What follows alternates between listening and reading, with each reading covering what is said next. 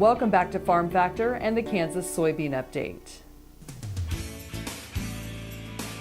This is the Kansas Soybean Update. It's brought to you by the Kansas Soybean Commission. The Soybean Checkoff Progress powered by Kansas farmers. Dennis Gruenbacher farms near Andale and serves as chairman of the Kansas Soybean Commission. Dennis, despite potentially large stocks and export challenges, the value chain has taken advantage of several opportunities to create a more optimistic outlook for soybean demand and prices. The Kansas Soybean Commission, on behalf of all soybean farmers, would like to thank our customers.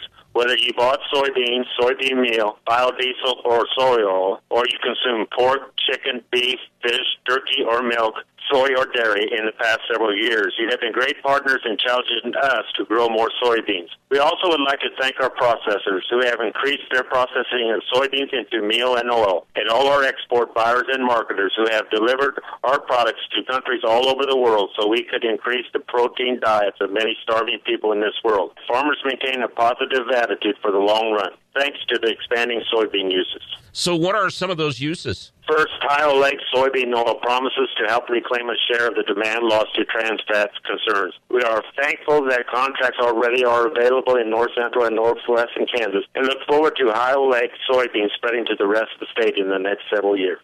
Also, U.S. soybean meal use is expected to grow 2% per year for the next few years. If that applies to animal agriculture in Kansas, it could mean feeding the meal from an additional 1 million bushels of soybeans to pigs, beef cattle, and dairy cattle in 2018. In Japan, Taiwan, South Korea, and India, soybean meal use has grown 10 million tons over the past 5 years.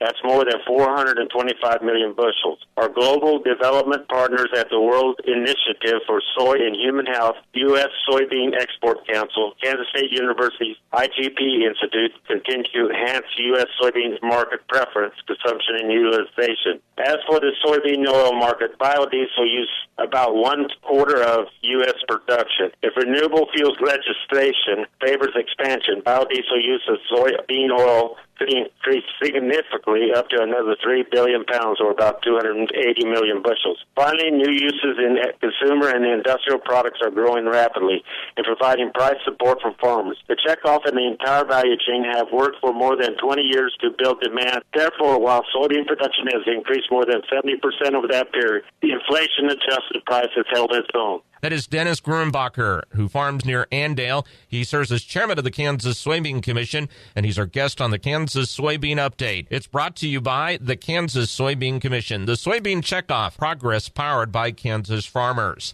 Learn more at kansassoybeans.org. For Kansas Soybeans, I'm Greg Akagi. Hope you enjoyed this week's Kansas Soybean Update. After the break, we'll catch up with Kyle and Carolyn O'Neill, registered dietitian, cookbook author, and travel journalist.